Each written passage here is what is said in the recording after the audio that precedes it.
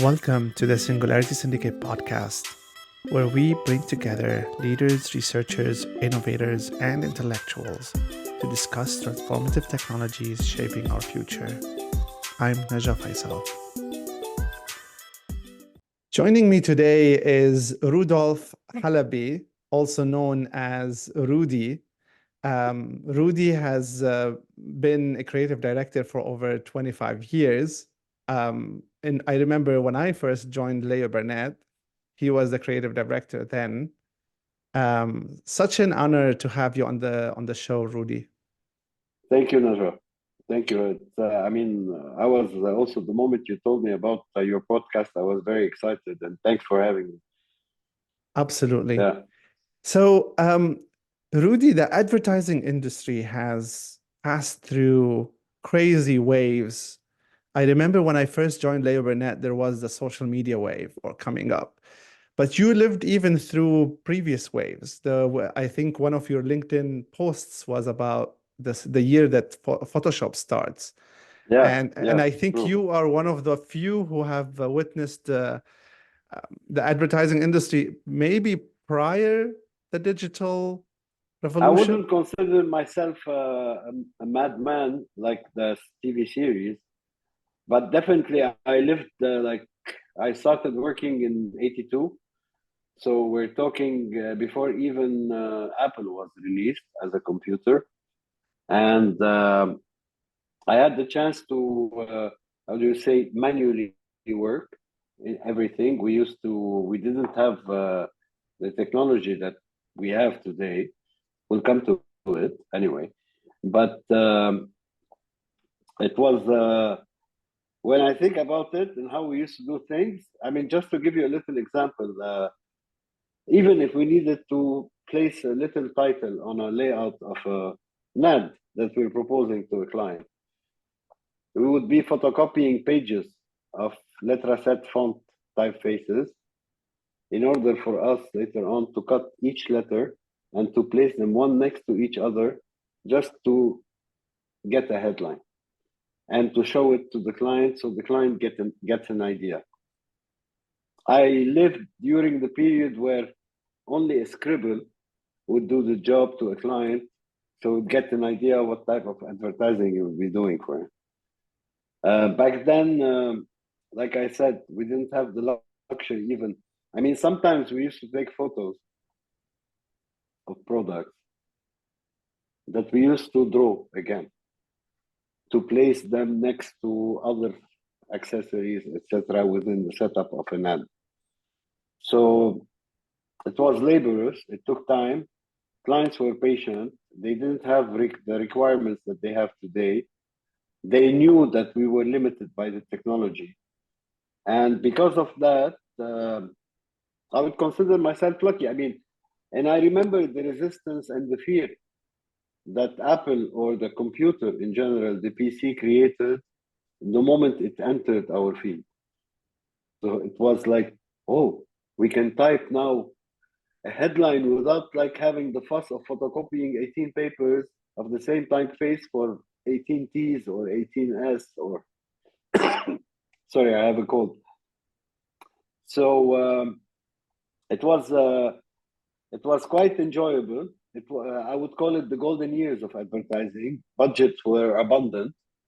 People had money to spend. They believed in films, in TV commercials, I would say, and it was the glory days for us. I mean, just to give you like, I would tell all these anecdotes all the time. Maybe one day they will be part of my bio. I don't know. I'm not sure yet. But just to give you an example, we during a PPM, which is a pre-production meeting that is held with the client and the production house, pre-production. So to decide on everything, to create the book, I would say that we would follow up during the production. You have sometimes a director that comes and say, you know, the bluest sky that a camera can capture exists in Hawaii. So we need to go and shoot in Hawaii. or those waterfalls, we can't generate them yet in computer. So we need to go and film them for real. So we had to go to dream places. I mean, I had my share, even like if I worked all my life, except maybe 1 year when I joined the overnet in Chicago. But I mean, I spent my life in the Middle East, working in the Middle East, but I had my chance of flying all across the globe And just to for mention here shooting, is that etc. you have worked with the most prestigious ad agency networks around the world. Like your resume is filled with, big brand names when it comes to advertising agencies. We're talking DDB, Leo Burnett, Publicis, and True. all the big names. And so how do you describe the differences between these names and the state of advertising right now compared to what you were just describing back then? I mean, I'm an admin, so at the end of the day, even if I'm gonna tell you, advertising is not the same anymore. All these remorse that I would mention now, it's not because I hate advertising and I felt obliged to leave it for something else. It's more of the passion, the being passionate about the wife, the love of your life that you've been living with for your entire life, and that's why sometimes I condition myself mentally, say like advertising will always survive anyway. It survived so many ages. Advertising is 2,000 years old, even more, since the first story started telling us about humanity. That's advertising, that's promoting humanity. Now, the content, the tools, the support, the platforms have changed all across the ages. So back then, maybe cavemen used to paint on rocks to announce their arrival. Now they might put the signage, and maybe in the future, the moment you enter the cave, there will be a sensor cam and a sensor, how do you call it, a movement sensor that will tell you that there are people who passed before you. I mean, just to tell you about technology today, they're capable of recording audio in caves. They believe that whatever conversation happened in a cave, the audio wouldn't fade or leave because it's surrounded by the stone walls of the cave. So they're capable now of recording conversation between prehistoric men. Wow. Sitting in a cave. So imagine that, which, I mean, talking back about the computer itself, there has been a resistance. So the first Mac that arrived and was extremely expensive back then in comparison to the Macs that we buy today. I'm talking also in comparison to the economy itself. So back then, there has been resistance. There has been fear. People would started like talking in hallways, like, so the computer is gonna replace us. So now, instead of me spending 5 days retouching a picture for a client, the computer can do it just like that in a matter of minutes. And that created fear and resistance. Some people said, you know what, guys, I'm not gonna touch this machine, this evil machine. I'm gonna continue working labor with my hand. And they ended up laid down. Yeah, All of and them. today a lot of people are doing exactly that. They're saying, "Oh, we're not touching AI." Yeah, exactly. The same resistance is happening again. The only difference that back then, whatever we created as technology, it was us who controlled it. Mm. So if it's up to a computer, the computer cannot decide for itself. It needs a guy who pushes the return and the space bar and every letter. So, and jiggles with the mouse. So now we created a technology that can take a decision instead of you. It's like saying, you know what, relax. Don't talk, I'll talk instead of you. Don't think, I'll do it. I'll think instead of you. We are in the same era, if you want, as the first calculator when it entered the market, the digital calculator. Back then, you know, schools were forbidding calculators, and we used to brag in school who had the best technologically advanced, although like we never thought, oh, it's like, my calculator has 60 buttons. Yours has 30 only. So mine is better than yours. And now it's the same thing. It's all about showing off. Like who has a better technology or who uses the tools in a better way, etc. Especially when it's up to AI. Yeah. So to take you back a little bit in the past, advertising somehow, or to conclude, I would say advertising, I had the chance to live the transformation or the roller coaster ride of advertising in general.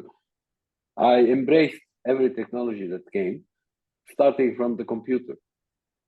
So the moment the computer arrived, I was curious about this machine. I wouldn't drop it. When AI arrived and they started announcing ChatGPT, etc., even the usage of it, it was misunderstood by people. They thought like, it's another chatbot that I can ask questions and it will solve or answer questions for me from whatever language model this AI study. But we need to embrace, anyway, I have a saying, it's not me who invented it. I think I heard it somewhere. It's not AI who's going to replace you. It's somebody using AI who's going to replace you. Yeah. So I was digging through your LinkedIn, and your first post on LinkedIn was an advertising for a job. You were hiring somebody 10 years ago. And then after that, all of your posts are celebrating art. I know that you do yourself some digital art. And can you tell me more about like your background? Did you study that at school? Yeah. How did you become an artist right now? It goes back since I was 5 years old. I remember I went to watch Apocalypse Now, Francis Ford Coppola movie. And I went out from this movie. I was maybe 7 or 8 years old. Although maybe I wasn't permitted to watch it, but you know, in Lebanon, how things go. So I watched the movie, and when I finished and I came out from the theater, I felt like I need to draw this movie. As if like I want to keep a copy in my mind and I want to translate everything I saw. And back then we didn't have videos even. So it has like, so I have my first sketchbook are scenes from Apocalypse Now, the war movie that happened in Vietnam. And that triggered me, you know, you start in the beginning having taps on the back from the family, saying, oh, you're talented, etc. But the moment you mention that you're gonna take this course and push it to its limit and see exactly what type of potential you have, this is where it scared my parents. Like, you're not gonna become a doctor, you're not gonna become an architect. What is this? You're gonna draw caricatures? So I was a fan of drawing. And because of this passion, I pushed it and I went to France to study it. So I studied comics. And in France, they were reputed, like the BD, they call it bande dessinée. It's a culture that is embedded in every citizen, in every French citizen, especially in Europe. The perception of comics, I would call it graphic novels instead of saying comics, are totally different from the perception of the US comics and the industrial comics, where every week you have 15 stories that come out and being released from DC and Marvel Universe. So that was my first encounter with art. And from it, I came back to Lebanon, and I heard that there was a company called Leo Burnett looking for an art director. I didn't know what art director meant back then. I was 21 years old. I joined Leo Burnett as a storyboard artist because I like to draw. So whenever like Farid back then had an idea, he was the creative director back then, I would translate it into a board. And bit by bit, I started learning the business. And I saw the potential in the business from not only from an artistic point of view, because at the end of the day, although like advertising contains a lot of good ideas, but it's not, I wouldn't consider it art. If you are a photographer, you take a picture today, you can hang it on the wall. If you are a painter, same thing. You can paint, and you can do exhibitions. If you are an architect or a sculptor, you have something concrete in front of you. In advertising, how many ads you saw them framed in a house? None. And when you watch advertising, your ad will become obsolete after 1 month, unless you are in the domain or in the field of advertising, whereby you change all the ads and you brag that, oh, that was the golden age of advertising, etc. So it's not the same anymore. But again, we need to adapt to transformation. I wouldn't say that. I mean, the easy way to say it is advertising is dying because AI is taking over. It's not true. AI is going to be a tool used by admin.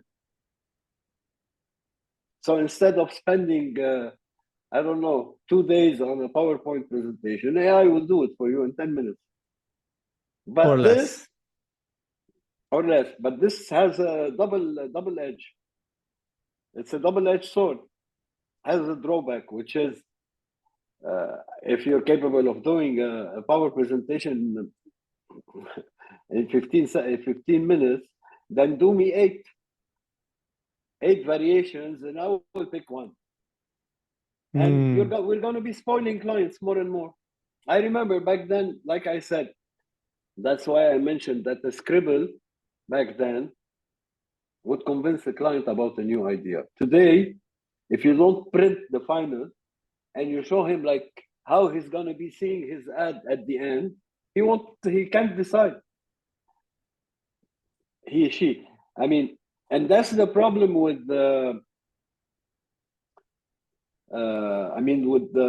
with people, how they can't accommodate themselves somehow to the new technology that is trending or to what's new happening. Yeah. And you have been very active, again, from your LinkedIn profile. I've seen like almost on a weekly or daily basis sometimes that you publish your text to image AI generated art, and they are incredible. And it looks like, the general people like me, for example, I'm not able to come up with the right prompts, for example, to bring AI to produce the kind of image that you can come up with. And I think it's literally, like you said, it's becoming a tool for the creative mind, human mind, to mold, to make this useful. So do you see it this way? I mean, if the general people, if the client, for example, went to DALL-E and said, "Oh, I want to fire my agency. I don't want them anymore. I will create my own thing with DALL-E," they'll probably get some pieces of crap. I totally agree. Again, it's like not everybody holding a camera can take a picture anyway. So you might possess the latest of camera in the existing in the market, and you would take lots of pictures also. It's not the camera that's gonna enhance your photos. Maybe it will sharpen them. You'll have more contrast because of whatever exposure and technology there is in the lens and the camera itself. But it's not gonna be. It's yeah. I mean, look, I believe in the fact in the everybody is a creative person. Every single body. Well, I cannot. It's not because you cannot reproduce an image that you're not considered creative. So creativity is generic. As long as you know how to translate your idea either on a paper or on an image or in words or on a song, etc. So we have, I mean, if you take, not everybody was in advertising or in art who was creative and created something creative. There are people who were in finance and were creative, others in marketing and were creative. So it's not an exclusivity. And I'll tell you my story with AI if you want, because Please. it's I wouldn't say a love and hate relationship, but I've been cautious in the beginning because I was hearing around me that AI is going to take over, AI is going to be the evil thing, etc. So I was following up a little bit because the acceleration of AI is very fast. Like in 1 month, you'd have several updates and new things coming in and new language models, etc. So in the beginning, I was cautious. I was observing. I was trying to understand what does it mean. And they created a jargon, a special jargon, probably, I wouldn't say developed by marketing people. I would say developed by coders, because the jargon is a little bit, it's too technical. When you say prompt, this is not a marketing term. So maybe later, if you were, I mean, to name the prompt something else, you would say, maybe I would call it command at your order or something like that, has a spirit in it. The problem is most of the jargon is coders jargon, prompts, and even when you need to describe something, etc. So I started tackling a little bit in the beginning with the free software that were available. Basically, we need to split AI. You have first the AI, which is equivalent of ChatGPT, Copilot, and Gemini. Those are language models based on transformers that are studying either things that are available on the net, like Gemini, for instance, or things that a specific data that was given to the machine, to the language model, to learn it. And based on that, they can accommodate themselves and they can adapt to respond to you in any style you or character you want. For example, the idea in language models is not to ask a question, where is the cave of, as if like you're asking Google, the normal Google. It's more about, give me your opinion about this in Winston Churchill style. So the AI, like ChatGPT, or it's very essential to give the AI a character in your prompt. Even in the simple question that you're asking, where is Italy? Answer me, where is Italy? As if like you're, I don't know, Leonardo da Vinci. So he would study, or he would recall everything, the language model will recall everything it learned on Leonardo da Vinci, and it will answer you in the same style. This is the text-to-text AI. So you type something or you say it, and it will answer you. And of course, the sky is the limit. We can expand on that, but I'm sure that most of your audiences are quite acquainted and aware of it. Then you have the text to image. In the text to image, you had two engines in the beginning, Midjourney and DALL-E, who was using Stable Diffusion engine. Those engine would, instead of recalling words in data, they would recall colors and shapes, and they will translate whatever. But there has been a scandal lately. I don't know if you heard about it with Gemini. No, tell me, please. People started, like, Gemini at the moment announced that it's going to be generating not only text, but images as well. And people started like asking for image generation. For example, Vikings taking selfies in Siberia. I'm saying anything. And then is you it would see the Viking, the black, the racial, yeah. Based on diversity, apparently the coders have programmed the transformers or the language models. They programmed to be diversified. So colors for them didn't mean anything. Skin color didn't mean anything. So they would show you a Viking, a black Viking, or an Indian Viking, or a Chinese Viking, which doesn't work. So they pulled out this version of their program, and they recoded. Now they canceled again image generation. There are weaknesses still in image generation. So if you're not very precise in the prompt and very technical, you might get,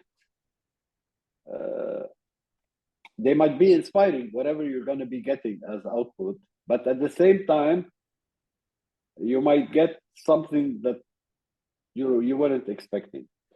And the flow in those programs are character consistency and limbs. So hands and feet, you would get a woman with 6 fingers or 7 fingers. You would get sometimes jagged hand, or you would get entangled hand. I mean, or you would get, and you wouldn't get the same face every time.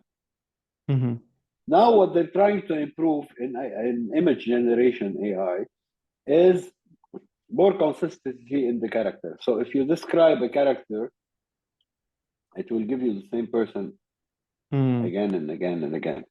And that's helpful. The other thing is regarding the limbs, they're fixing it, but you still have, mistakes.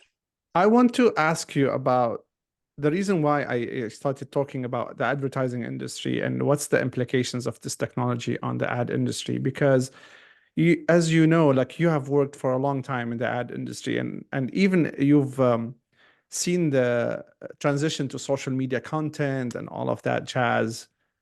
And like, I think even for the last 3-4 years before this AI came to exist, agency was selling content and charging clients for a lot of money for 15 posts per month on Instagram, showing you pretty images and putting some caption underneath it. And this has been the agency model for the last, I would say, 10 years, maybe. So right now, when you have client that says, oh, I can go to DALL-E and say, create me an image of a bottle of water with a flying fish around it, whatever. And then I will post that as a content, and I will write a caption. Even, you know what? The caption could be also generated by ChatGPT. So do you think this technology is going to impact the traditional agency model? What impacted the agency model is the format itself. So back then, when you used to watch advertising, it was on a print, on a newspaper, or on a billboard, or on a cinema screen. Nowadays, the majority of ads that you watch are tiny on your phone screen, quality doesn't matter for you anymore.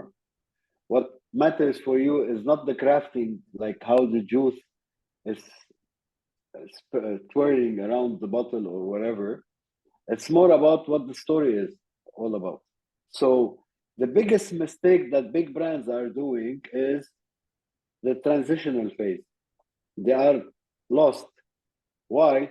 Because you still see, let's say, for example, today you are a brand X, and you have your Instagram account, and you're posting about your product X all the time. You expect people to follow you. No, they're not going to follow you. Why would I follow a milk company or a soft drink company? What for? Unless they're going to give me something in return. That's one. Then you have clients still asking for their logos to be very big. I mean, it's a phone. You cannot have it bigger than a phone.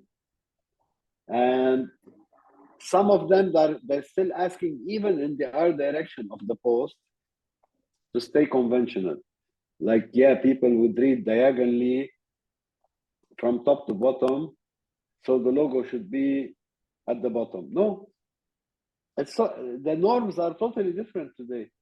You on your phone, we're there already. But you on your phone today, you can take a picture of. I'll give you just a little example. I don't know if you know the podcast. He's not a podcaster. He's more of a gadget reviewer. Knowles, I think. Knowles is his name. I don't remember. He went and tried a new electric car. And he noticed that this electric car is a no-no and nothing is working in it. So he sacked it in his review. Of course, his videos was watched by 5 million people. And it reached the CEO of the brand, who went furious.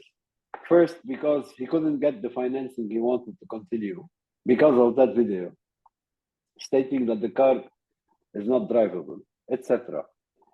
And now any influencer can affect a brand, can improve a brand, can push for a brand. But at the same time, if your story isn't interesting or isn't as good as the generic stories that we see on TikTok and Instagram, it doesn't matter for me. So if today your client is gonna say, yeah, I won't need an ad agency. I will hire somebody who is very savvy in AI, who knows how to prompt. I will tell him exactly what I want, and he will generate the images that I need. Yeah, but without story, it won't work. So what matters now is not the content itself, but the story behind the content. Why are you publishing this? What will make me as a brand stop you from scrolling your phone up and down when you're going to be watching things? You really have 3 seconds. Even on Instagram, when you're watching pictures on Instagram, you scroll, you like, you don't like, etc. You won't stay more than 3 seconds on a picture unless it's interesting, unless there's a story behind it, unless the video or the story has a content, funny content or political or something you want to hear, etc. So it's not only the fault of advertising, it's the fault of the brands and the decision makers of these brands, who are still stuck in the past and who didn't know how to move forward. Now you will notice that many modern brands, one of the examples to tell you about the mess that they fell in, pick Budweiser Light as an example. Budweiser Light, at the moment, they had a woman marketeer, and she wanted to make the beer trendy.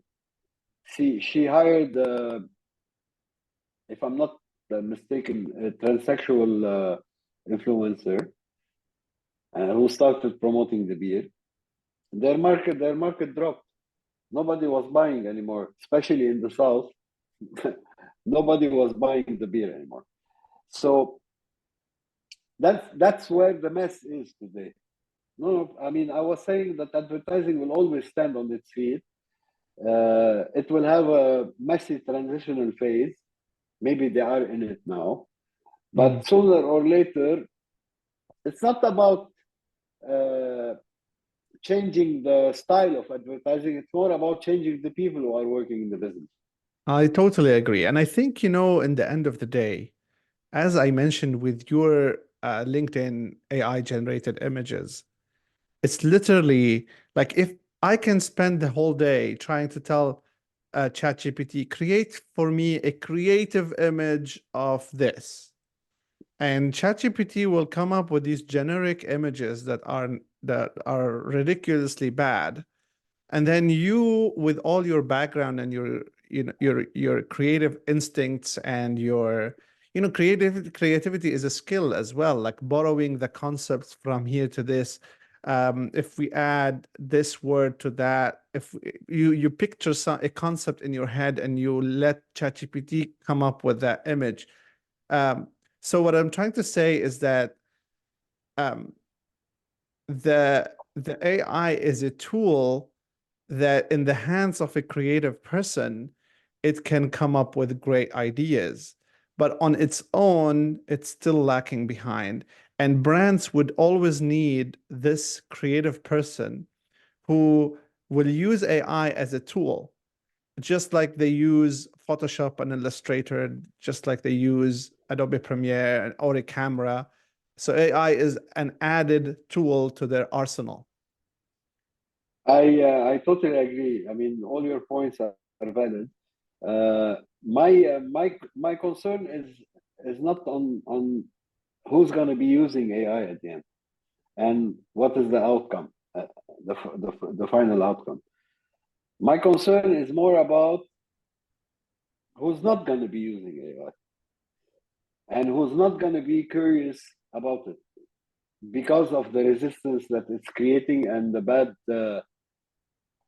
I wouldn't say the pessimistic wave, but there are a bunch of people who are saying that AI is going to destroy humanity. Fine, be it. Personally, so far, I don't see my humanity destroyed. I'm using AI comfortably. Uh, by the way, every image that you saw in these posts, it takes, I wouldn't say days, but I mean, it takes hours of laborious tries and trials and changing prompts and stuff like that, and then reworking in Photoshop. It's not like whatever you see as final in LinkedIn is something that I generated in 5 seconds,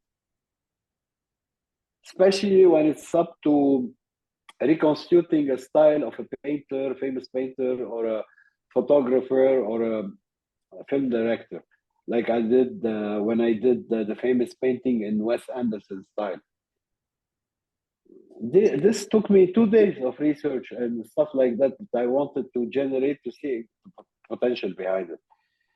The other disadvantage of AI, nothing has copyright anymore. Everything is public domain. So since a machine is creating it and not you, you don't have any rights on it. So any image you created or you generated using AI, you can't sell it Oh, really? because because somebody else would use it. And anyway, it's already published and it's in the access of everybody as public domain on the site of the application. I So whenever remember you generate, I yes, remember please. hearing a Go ahead. story coming from China saying that China legislate rights for content that is generated with AI, but because in the end of the day, AI without a proper prompting and editing and whatever, it's not going to come up with anything worthwhile. So, There has been a movement of regulating AI. There has mm, been a movement worldwide of regulating AI. Europe tried to do something. Even a petition was signed by famous people like Elon Musk and other key people in the industry, and to regulate AI. The mm, problem is You in your garage today, who's going to regulate you? You in your garage today, if you have a performing computer and you know a little bit about code, you don't even need to know about coding. You subscribe to ChatGPT for you in order to keep yourself updated and not to use the free version that is not fully it, and uh, and you ask ChatGPT to come out with for you for an application that will render a human useless. Right. So who's going to regulate you? Right. Or who's going to regulate the deep fakes that you're seeing all now? I mean, you must have heard about the royal family in England, and that Kate has a cancer. The social media is saying that she's dead already, etc. I mean, you hear there will be a time. That's what's scary about AI. There will be a time where you can't differentiate. You won't be able to differentiate as a human being what's AI and what's not. That's the scary part. So you wouldn't know if the brand, the advertising brand, is really launching an ad to do this. Every time you're going to be hearing something on the social media, you're going to be wondering, is it true? Is it a hoax? I can't believe what I'm reading or what I'm seeing. And it's happening today, but maybe on a smaller scale. And it's happening, it's manipulated by evil people, even. You heard about the election interference, the meddling, the influencers, the amount of bots that Facebook had to clean up, etc. I mean, we hear about those stories every day as if like it's a haunted. A tool is a tool at the end. A knife, you can create a knife. You can kill a person with a knife. You can cut a cake with a knife. So it's up to you and the way you use the tool. If AI today is used by the right people, yeah, they will regulate it and they will control it. And AI won't realize at the moment that humans are useless and won't take over. Now, if you hear a little bit about what people who are following up on AI are saying, it's spooky also. A guy like Yuval Harari, for example, who is saying that there will be technology. I mean, imagine today that you don't need to review a movie anymore, or you don't need to review an article that you read, or even you don't need to like a picture on Instagram anymore with AI. What I mean by that, the camera in your phone will read your emotions. You don't need to rate it anymore. If you watch a movie and you hate the movie, the camera on your phone or your iPad or on your computer, it will detect that you were not happy about what you saw. Imagine if you turn this and you twist it into politics. I'm a dictator in a country. I put my poster and a camera above it. And I want you to pass by the picture and watch it. And I will read your emotions and I will know if you hate me or you love me. So imagine we are in the time of Minority Report. I don't know if you remember this movie with Tom Cruise, where time will be manipulated, and at the same time you won't be able to differentiate what's real and what's not real anymore in the world. Yeah, absolutely. You mentioned also before we hit record about like how in the very near future, actually, with proper setting up with automations and stuff, I would probably be able to implement this to have an AI reply to all my emails, and probably you would have an AI to reply to all your emails. And now, if you send me an email, and my AI replies to you, and your AI replies back, so are we really communicating? And No, what's it's the gonna implications of anyway. that? We saw they call it social distancing during the pandemic, but the real social distancing is happening today. I'm on the bus. I'm fiddling on my phone. You're next to me. You're my friend. You're my best friend. You're fiddling on your phone. We're not talking even. We're not exchanging any opinions. That's social distancing. We're apart. Just for the picture, we're together and we take a selfie together, but in fact, we're not together. So again, we created an extension to our body, which is the phone. It's a new member now of the family of our body. And we need to adapt to it. So any tool that will come out from this phone, any app that is available, most of the apps that I generate, to be honest, all the images that you saw and the posts and LinkedIn, they are generated on my phone. I'm not even using an iPad or a laptop or a computer for that. I have an application that sharpens an image and enhances it. So if I have something low resolution, I can make it high resolution. I have another app that would transform your face, make you older, make you young, add features to your face. I now have another app that uses a deepfake technology, where you can type any text and it would be said by a celebrity. All these are on my phone. And I do the edits on my phone, on the app. So that's my extension. That's my tool. And that's why sometimes I cannot differentiate between the professional hours I spend on my phone producing work and the time that I spend on my phone trying to socialize. Right.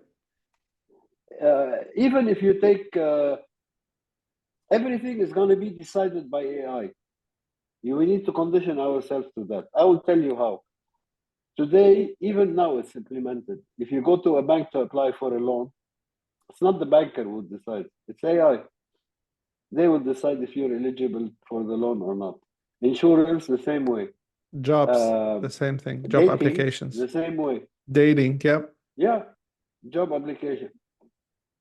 So why AI would choose you and not choose somebody else? He would choose the best, all the time the best. And the best defined, the best that is defined by the algorithm, which might not be the best. It might have a lot of biases embedded in it.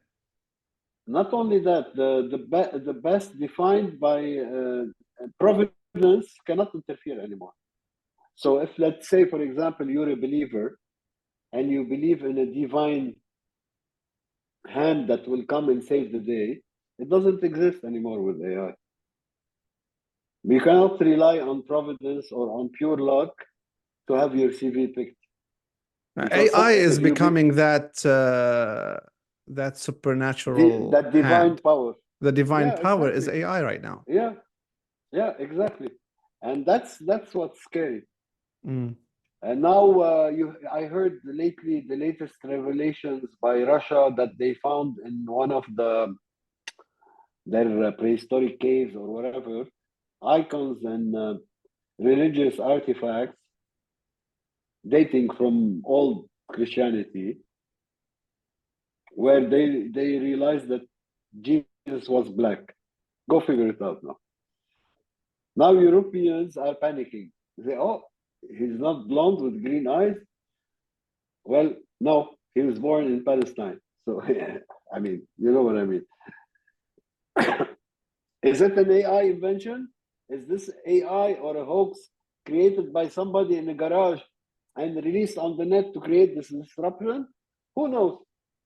That's the main issue. They released later, the palace, the Kensington Palace in England, was forced to release a video of Kate Middleton to calm down the people. And till now, you still hear people saying, no, that's a fake video and it's generated by AI. That's not her. She's dead already.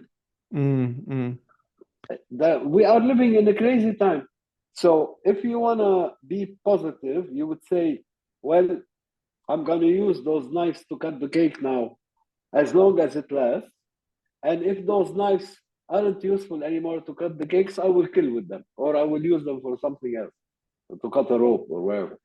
So those are the available tools today. Yes, it's fun to use them. It's fun to use them if you know how to use them. And as long as you don't have an evil part in you Intent. who wants to harm somebody else, you're good to go. All my posts on LinkedIn, I'm posting like really interesting stuff without going into politics or anything, Right, and right. or attacking anyone. Yeah, my final question is usually related to the future. And I know you're a father as well.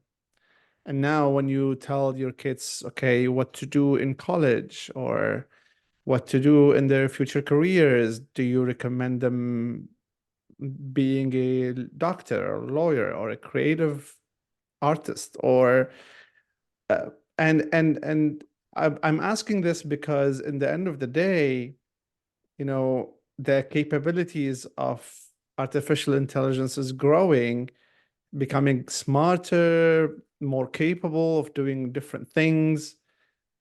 So what would be your advice to the young generation right now amidst all this chaos of AI? Me, I will tell you. I mean, my advice is don't change anything you want to do or you're passionate about doing in life. Keep doing it, but use whatever available tool. I mean, along that comes along, use it to your advantage. So whether you're a lawyer, an architect, or there are tools, there are AI tools for you. Whether you're an artist who like to generate imagery or a video guy who wants to do films or just create poems or songs or coding for an application or I'll tell you what, I mean, isn't it nice, for example, for you to be an ophthalmologist and have an AI tool that can diagnose all the results of your patients and will tell you exactly what type of, without you spending hours, you would be suntanning at the beach and the AI will be working for you, diagnosing everything, working from without rest. So there is a tool for every field. Now, the only AI where AI doesn't intervene is in everything, in anything that is concretely a craft or a manual labor. Like AI didn't reach yet. It might suggest you what type of seed you need to use in your field if you want to harvest it. But if you're a farmer, but AI won't do the job for you. You have to do it yourself. So there are fields that AI won't be able to access. Yeah, but at the same time, Maybe they would be able to control.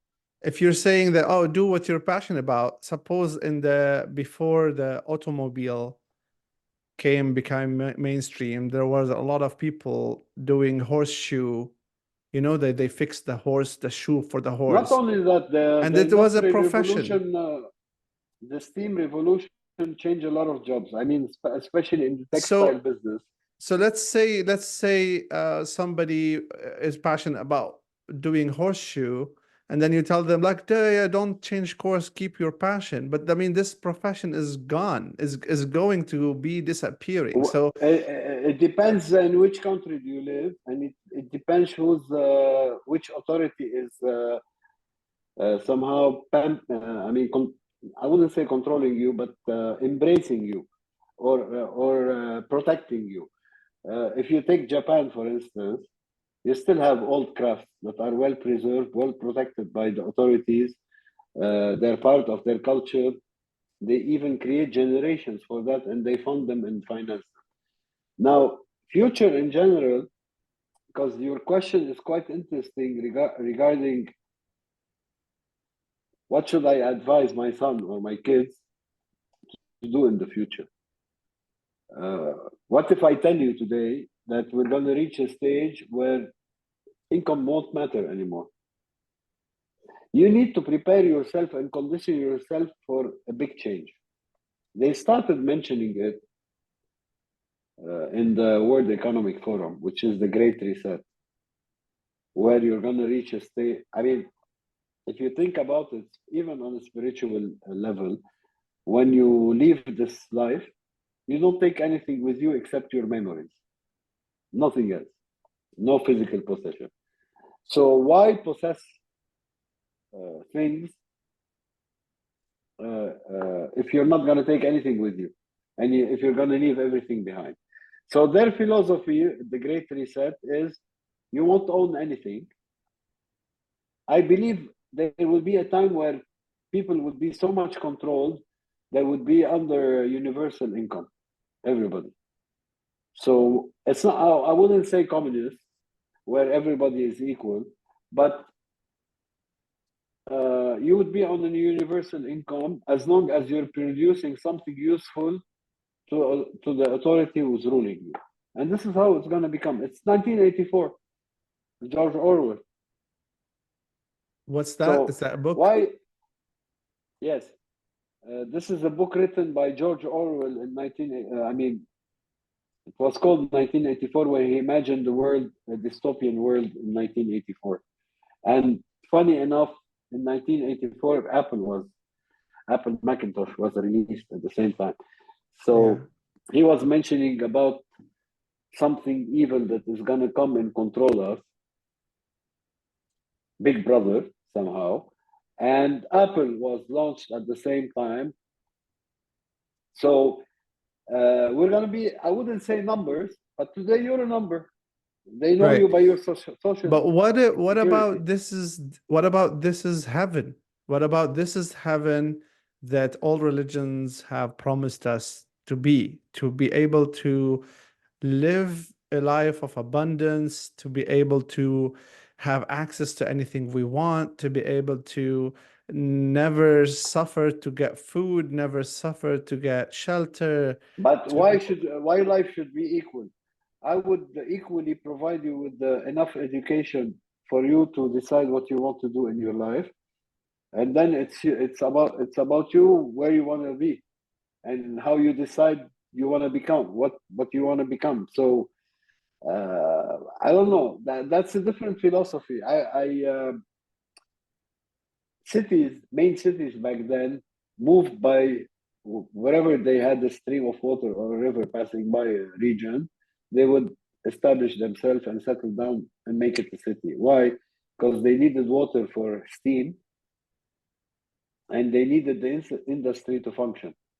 So all power plants used to be built next to water streams because of the need of the water. Right. When oil took over, it didn't matter anymore. That's why now you see cities built without water next to them. But if you look at ancient Europe, all the cities, they had a stream or a river passing by it. So things change. Now the new cities being and the new projects being built in Saudi Arabia, and everything that is artificial, and with the virtual reality mask that Apple launched, you're in a different world now. You will reach a stage where it won't matter anymore you're going to be orienting your kids on what to do. They will be on their virtual reality mask, living in Vietnam, while you're still telling him you need to sit in the bus and be nice with everybody when you go to school, and you need to sit behind the desk and use these type of tools. Now everything changed. We're still using rudimentary tools. I mean, I compare classrooms to toilets. These are the two technologies that never evolved. I mean, unless you have a Japanese toilet, but that speaks to you. But most of the schools today, they're still rudimentary. And I know that somehow you are linked to educational field. They're still using desks and benches, and you have the guy who stands in front of you on a board and scribble things on the board, and you're supposed to either have fun if you're lucky to land on a good teacher, or live hell if your teacher is, again, an old dinosaur. So everything is changing. AI tools are changing by the minute. I'll give you an example. Less than a year ago, It was ChatGPT. Now ChatGPT, if they launch a version 8, nobody cares. It's like telling you, look at the new Nike shoes. It doesn't matter. It's a shoe that you're going to be wearing and running. So, but what's AI is doing, they are combining their efforts now. Before it was an app for translating text to text, another one translating text to image, a third one translating text to video. Now you have one app that does it all. So you don't need anymore to have 16 knives in order for you to carve a tree. With one knife, it can become either a chopper or just an axe that you're going to be chopping bit by bit and carve your tree, or a small knife.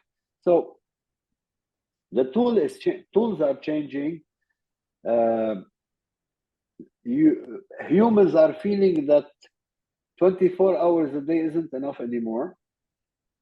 So they are creating this entire technology somehow indirectly to clone themselves into the task that they hate. So if you hate spending your day answering phone calls in a call center because this is the only job that you can land on, you can AI will do it for you. Go and enjoy nature. Go and have a hike. You might tell me, okay, fine, I go and have a hike, but how would I survive? How would I pay my rent? Well, you're the guy who has a building anymore. He's gonna look at his building and he's gonna say, that's useless. Why did I build this? Everything is gonna be changing. I mean, look at the latest trends now, and it's rising. The prefabricated houses, and now, like, you don't need anymore a palace to live. You need just the necessary equipment and a well-equipped cube that is connected to the world, and you'll be in with smart utensils around you in the house, and you'll live happily. So the happiness and the achievement, the complex in a human, I'll give it to you as easy as that, as an analogy. Back then, in prehistoric age, you need to kill a dinosaur for the village to respect you. Today, the achievement that you will accomplish by making millions is not going to be impressive anymore, as much as the stories that you're going to be telling and sharing with others.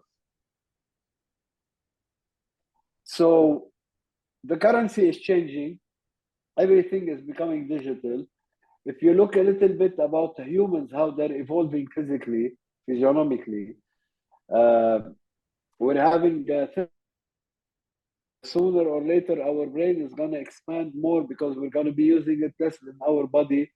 We're going to stay fit, but at the same time, we won't have enough time for our fitness and all the exercises we be doing because we are connected at the same time online, and we're giving orders to people across the globe on things as a CEO, let's say, or as a CEO of a company. And then you would look at yourself in the mirror and you say, yeah, I achieved all this. Now I'm a millionaire, I'm a billionaire. I have hundreds of billions.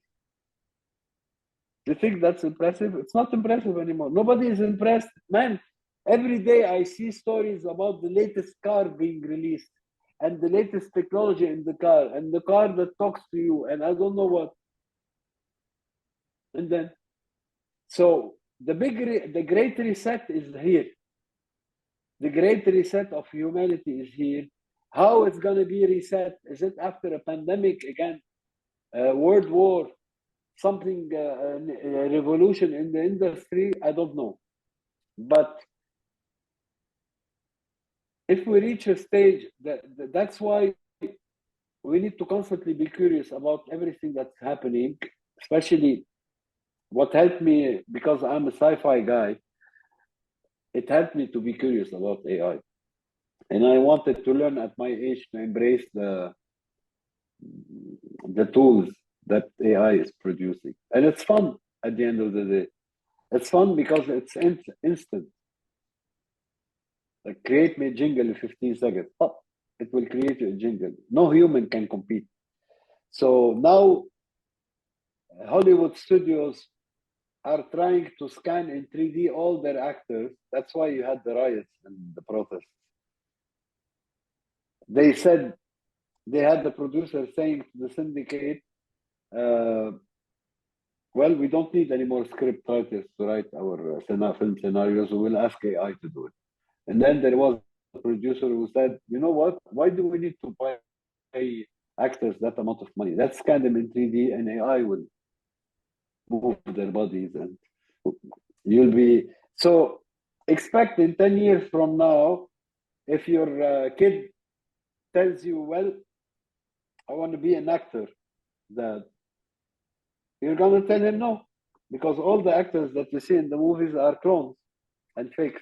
So why do you want to become an actor? And that's why you don't, the technology is advancing and evolving so fast that no human can cope with it anymore. I mean, now with the latest AI tool that is called Sora, it's not released to the public yet. You need to subscribe and you'll get an invitation. You'll be on a waiting list.